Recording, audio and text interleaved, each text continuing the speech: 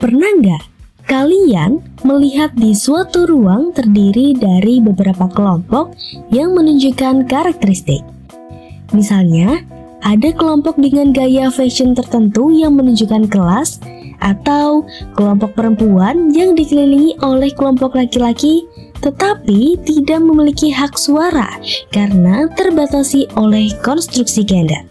Nah, topik hari ini akan membahas mute group theory, atau biasanya tertuju kepada kelompok yang memiliki hak suara kecil atau cenderung dibatasi.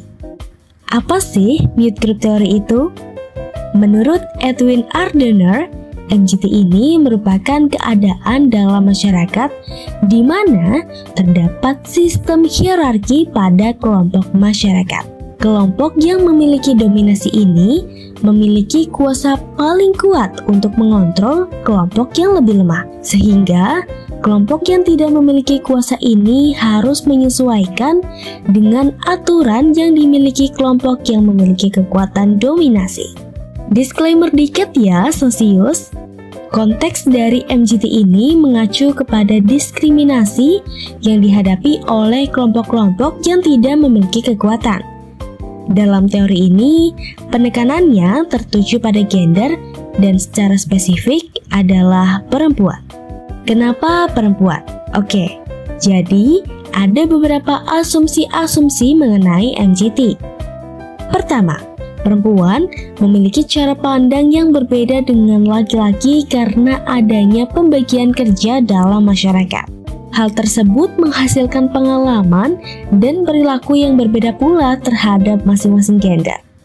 Kedua, sistem yang ada pada masyarakat cenderung memberikan tahta dominasi kepada kaum laki-laki, sehingga perempuan untuk lebih bebas dalam berekspresi harus melewati banyak tantangan dan melalui sistem. Kaum laki-laki hanya menganggap perempuan sebagai alternatif. Ketiga, dalam rangka untuk bisa beradaptasi dengan sistem seperti itu, perempuan harus mengubah dirinya agar sesuai dengan sistem yang telah berlaku dalam masyarakat, yakni sistem yang didominasi oleh laki-laki. Proses upaya untuk membungkam kelompok tertentu dilalui beberapa proses, yakni ridicule atau ejekan, ritual, kontrol, dan harassment atau pelecehan. Kita mulai dari faktor pembungkaman yang pertama. Seringkali laki-laki cenderung menganggap perempuan berbicara mengenai hal-hal yang tidak penting atau bermakna. Perempuan juga dianggap tidak memiliki selera humor selayaknya laki-laki, sehingga narasi yang dikeluarkan oleh perempuan pada akhirnya diremehkan. Kedua, proses ritual. Hal ini didasari oleh beberapa budaya tertentu. Contohnya, di saat pasangan pria dan wanita menikah, ayah dari pihak perempuan yang memberikan restu untuk hak anak perempuannya dipindah ke pihak laki-laki atau calon suaminya. Sementara dalam proses ini, perempuan hanya bisa berserah karena tidak memiliki kekuatan. Proses ketiga dalam upaya pembungkaman terhadap kaum perempuan adalah melalui kontrol. Tanpa kita sadari, sistem yang berlaku dalam masyarakat dikuasai oleh kaum laki-laki.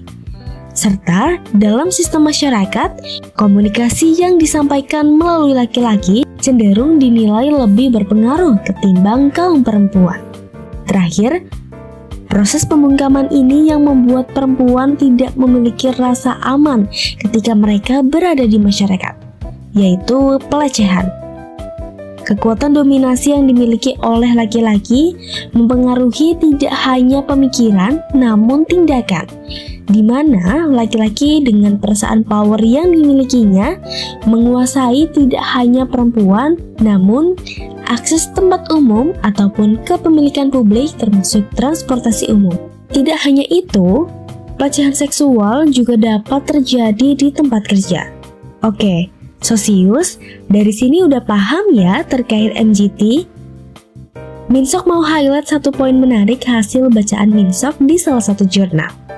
Di jurnal ini tertulis, The entire system, since it belongs to and it's controlled by men, is permeated by sexism through and through.